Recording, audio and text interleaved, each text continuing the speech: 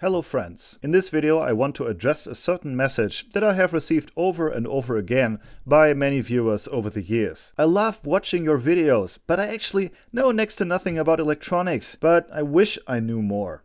And I know that many of you out there feel that our modern education system has failed us, and I happen to agree in many instances. I might talk about the reasons for that a little more later in the video. But rather than just expressing an abstract criticism of whatever might not have worked out in the past, this video is supposed to be an example of how I think actual knowledge can be acquired. In short, through finding solutions for problems that you are actually invested in. Let me show you typical problems from the field of applied electronics that I encounter constantly then.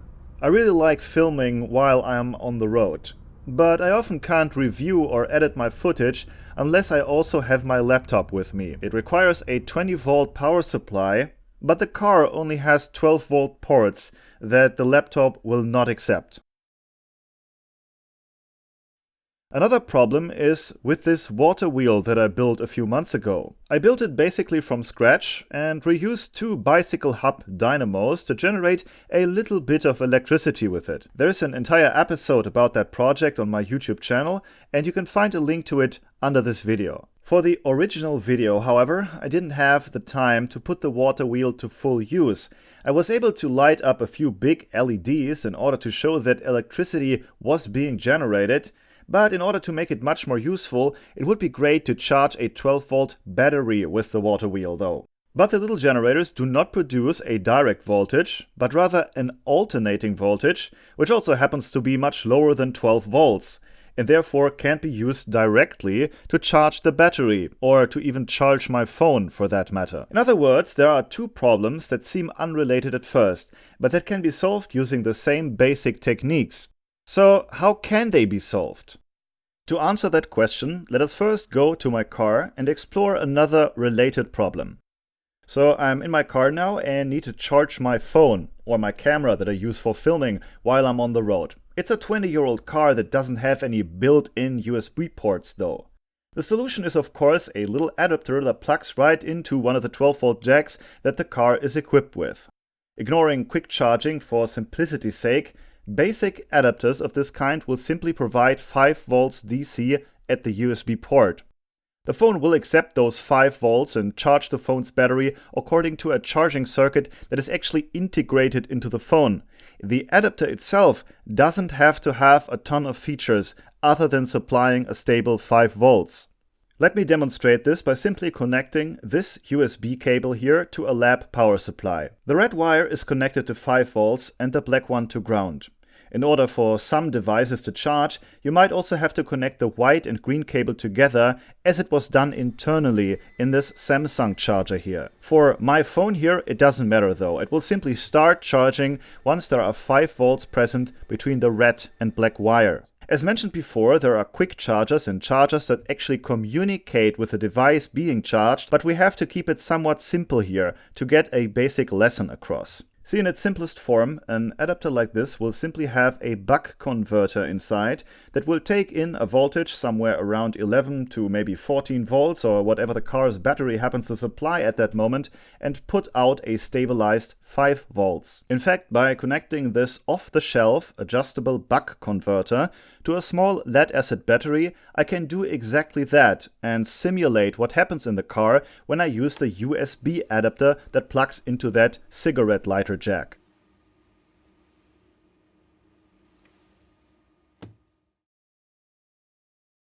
In terms of practical applied electronics, technical solutions for getting a stabilized 5 volts from a voltage higher than that are rather simple and abundant. One of the most common off-the-shelf parts that any electronics hobbyist or engineer should know is the integrated linear voltage regulator LM317.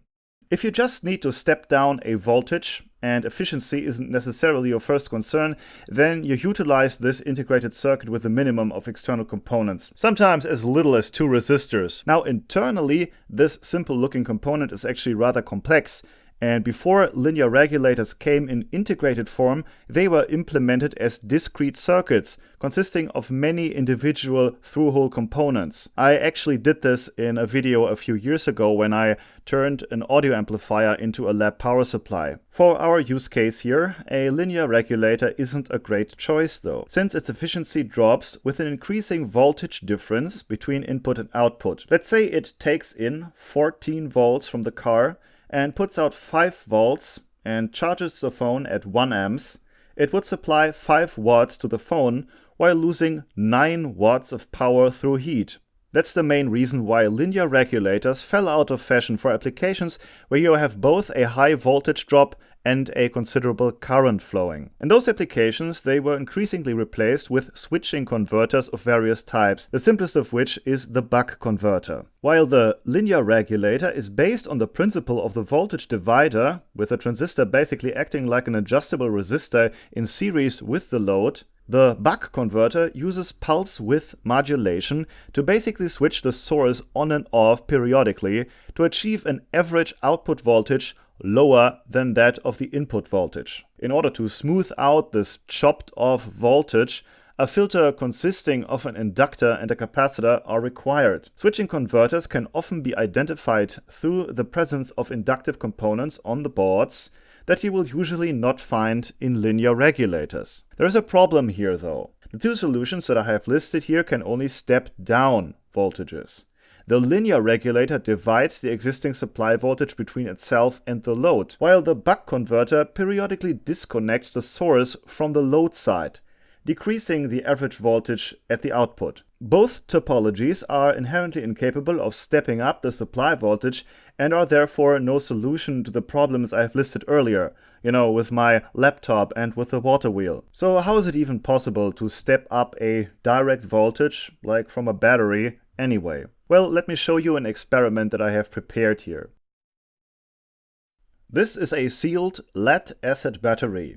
By applying the multimeter to its poles, we can measure an open circuit voltage of around 12.4 volts. Upon connecting this old-fashioned incandescent light bulb to the battery, we don't see the slightest bit of light emitting from its filament. And there's a simple reason for it. The bulb is rated for 230 volts mains voltage, and the 12 volts the battery supplies are much too low to cause a sufficiently high current to flow through the filament to light it up. But I have now changed the setup by adding a few additional components. One pole of the battery leads to this massive inductor, but we only use the 2 outermost ends of its winding and can ignore the other 3 connections for this experiment. The other end of the inductor is connected to 2 brass contacts, as well as this board carrying a single diode and an electrolytic capacitor. Its minus pole is in turn connected to the battery's minus pole. The bulb is disconnected at first, but we will change that in just a minute. The DMM on the right hand side displays the voltage across the capacitor. Now watch what happens next.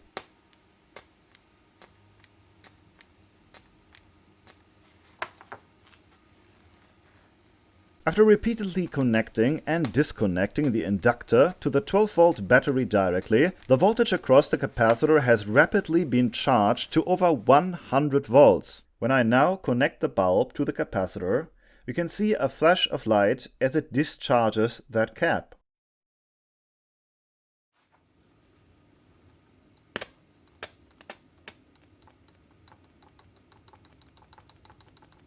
And by speeding up that process, I can easily reach a voltage of around 140 volts DC.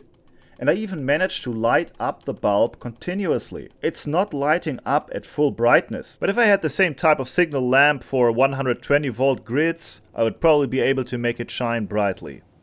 What you have just seen could be called a manually operated boost converter, if you will.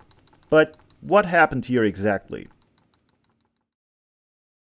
Well, to give a short answer, when I first set up the circuit before having connected the 2 brass contacts, the capacitor is basically charged up to the battery voltage. The moment I connect the inductor directly to the battery though, current starts flowing through the inductor, and while that current is then rising in a linear fashion a magnetic field builds up inside the iron core. As this happens, magnetic energy is being stored in the inductor. Once I now disconnect the battery from the inductor on one end, that magnetic field starts to collapse.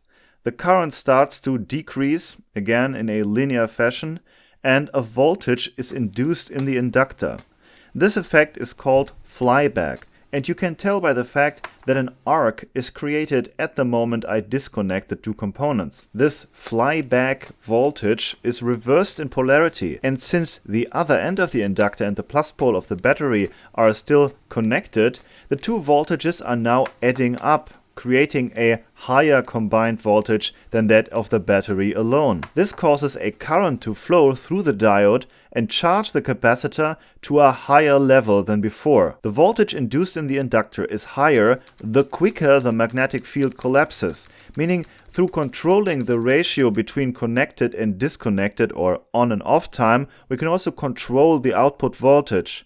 This ratio is called duty cycle, and it is the means by which the output voltage of switching converters is usually controlled and stabilized. And if you want a more detailed explanation with circuit diagrams, just watch part 4 of my smps tutorial series. A link is under this video.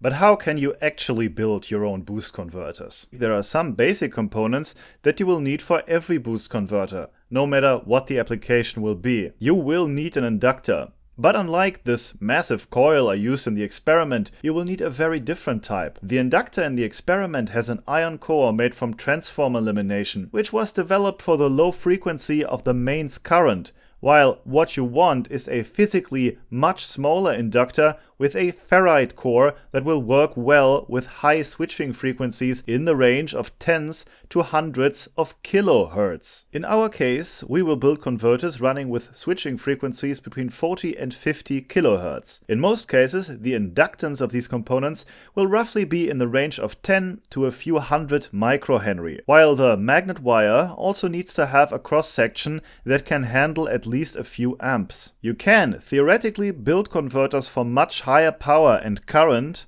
and with much higher switching frequencies, but I don't recommend that for anyone who just wants to try this for the first time. Inductors of this type can be bought off the shelf, or you can actually make them yourself, as I will show in a few minutes. Cores can also be salvaged, for example from ATX power supplies, and I will actually use a salvaged core in this video as well. The diodes used in switching converters are usually of the ultra-fast or Schottky diode type, and since we are dealing with low voltages here, it's going to be Schottky diodes. You can also salvage those from ATX power supplies, by the way. Normal silicon diodes are not fast enough to be used in this application. You will also need MOSFETs or bipolar junction transistors for high switching currents. Also some electrolytic capacitors. All other components that you might need depend on the integrated circuit that you choose to build a converter around. I'm personally a big fan of getting familiar with integrated circuits that can be used to realize all kinds of different topologies.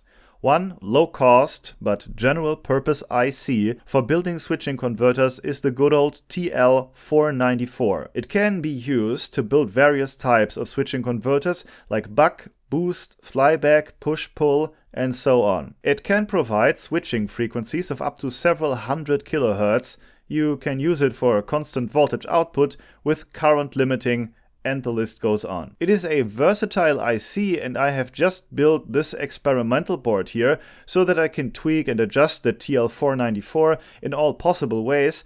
And in this experiment here, I'm working on a boost converter that I'm actually implementing on this other board here. Later, after successfully tweaking the circuit and changing a few component values, I added another TL494 to the actual converter board. But even though I like the TL494, I do not recommend it as a beginner's project. In my opinion, it is simply a little too complicated for a first try. Another old school component that I can recommend though is the LT1070 by Linear Technology. I salvaged a whole number of them from a device many years ago, and this is how I first stumbled over this circuit. It has only 5 pins and runs at a fixed frequency of 40 kilohertz. But considering how simple it looks, it's actually very versatile and can be used for a number of different applications and topologies. Here is an example circuit for a simple boost converter circuit that you can find in the LT1070 datasheet. We will build a circuit very similar to this one, only that we will modify it for a 20 volts output voltage to charge my laptop with it.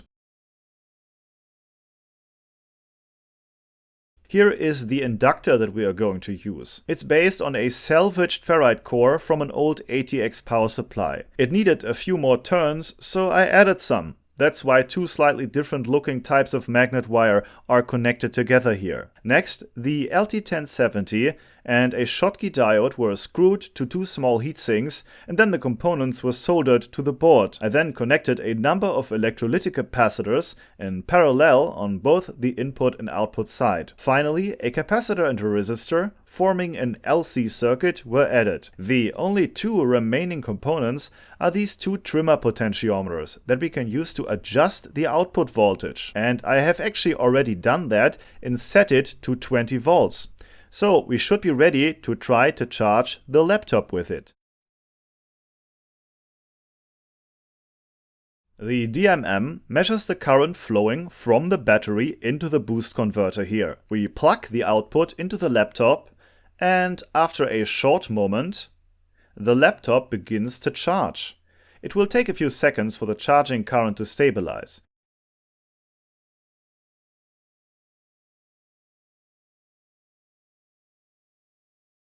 And as you can see here as well, the laptop is charging. After just a few minutes, it has charged from 87 to around 91%. To get a general idea about the efficiency of the converter, we can also measure the input voltage and current, as well as the output current. And let's take a screenshot here. And assuming that the output voltage is stabilized at 20 volts, the converter currently operates at about 87% efficiency, which isn't half bad for a quick and easy build like this. While the laptop is charged at 26 watts, about 4 watts are lost through heat dissipation in the converter. And in case some of you doubt that the measurements of these cheaper unit T meters can be trusted, let us just connect the Fluke in series to one of them. At this moment, both meters on the left measure the charging current, and as you can see, they are pretty close to each other. And now, both meters measure the current flowing into the converter, also very close. All that remains for me to do now is to print an enclosure for the board, and there you go. I have a working charger that I can use in my car. In fact, I have already tried it on an extended road trip, and it worked just fine. Next step, the Waterwheel.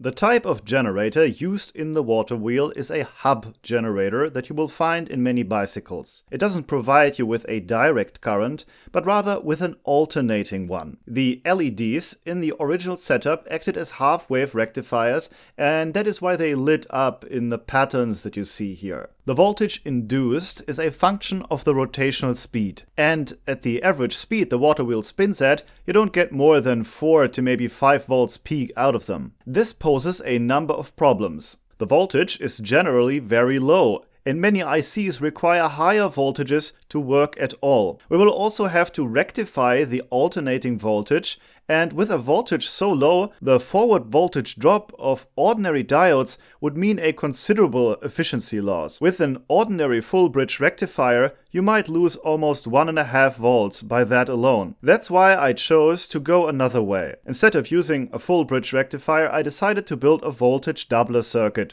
comprised of Schottky diodes and lots of electrolytic capacitors. This time, the Schottky diodes are not chosen because of their superior reverse recovery time, but because of the much lower forward voltage compared to ordinary silicon diodes. I successively added capacitance and have installed 24 680 microfarad electrolytic caps so far. They are the equivalent of two 8000 microfarad capacitors in series here. With 8 or 9 volts present across the capacitor bank, we should actually be able to charge the phone by also connecting the off-the-shelf buck converter. But we will only know for sure once we get the Waterwheel back in the water and run it continuously. For a number of reasons, it might actually be a better idea to use the Waterwheel to charge a 12-volt battery directly though. This way, the battery could then be used to supply more power momentarily than the generators ever could. Since the wheel can then basically run 24/7, a low constant charging current would be enough to recharge the battery after that then. Since a lead-acid battery is only fully charged at around 14.2 to 14.4 volts, we'll need a boost converter that steps the 8 to 9 volts up to that level. And actually we can use almost the same converter like the one we built for the laptop here. So I built a second board then using basically the same components, with two differences though.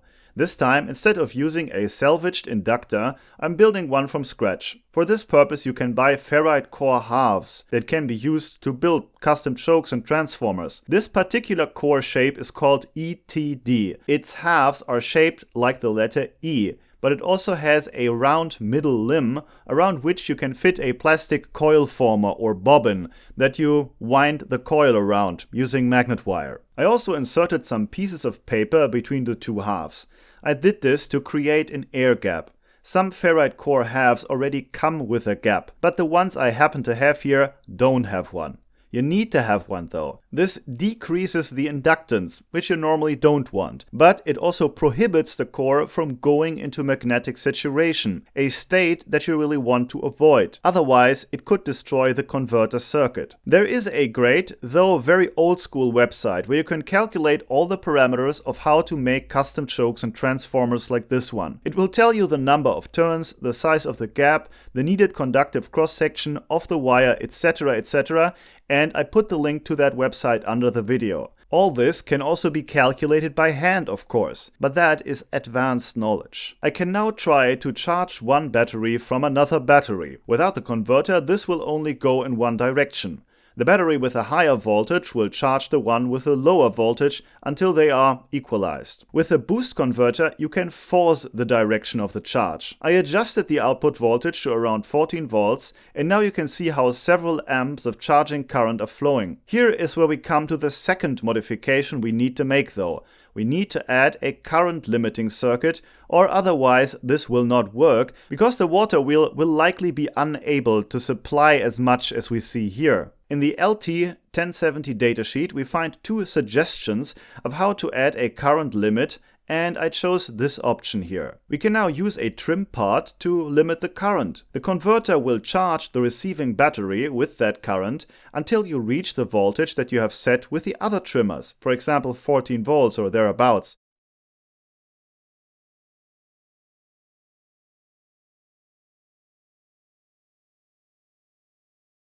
And we can see that current is flowing into the battery when I turn the Waterwheel by hand. But it's all good for next to nothing if it doesn't work out in the real world. So that is where we are headed next.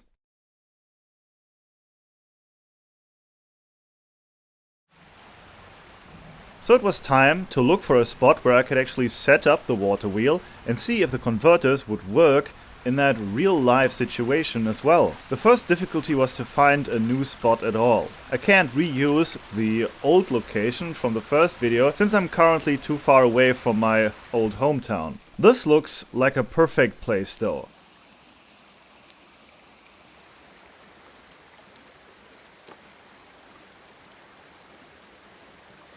I have connected a strip of LEDs to the wire coming from the generators as a brightness indicator, telling me how well the wheel actually works. A creek like this doesn't flow in straight lines, and especially when there are little natural steps and dams like in this spot, the water will not necessarily flow in parallel to the creek's general direction, but at an angle. The wheel is narrow enough to tap into a current like that though. Make it wider and you would theoretically be able to harness more power, but it would also make it much harder to actually fit it into the rather chaotic flow patterns you will often find out here in nature.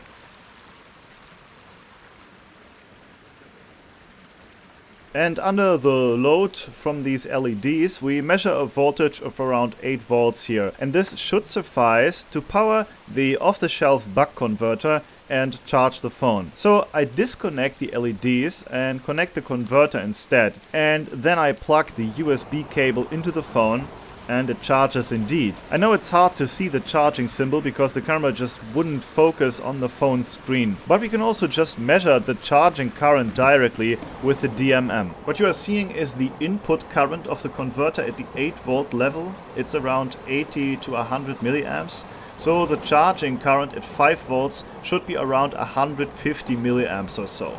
Now that is not much, but since the buck converter manages to keep the 5 volts at its output stable, that current is not limited by the generators or the converter, but by the phone's internal charging circuit that apparently simply doesn't draw a higher current at this moment. It might be because the phone is already over 80% charged anyway. For many reasons it would be a better setup to just charge a 12 volt battery directly though. The 12 volt battery could then momentarily provide much more power if needed. You could even connect an inverter then and power some mains equipment, well, for a short time at least if needed, while the battery could then be recharged continuously over the entire day as the water just keeps on flowing and flowing. And that is what I built the second boost converter for. Remember, the one with the adjustable current limit. And indeed it manages to step up the voltage successfully to somewhere around 13 volts. And now I can charge the small lead-acid battery with it. Overall, I think we can count this as a success, since the converters do the job I built them for.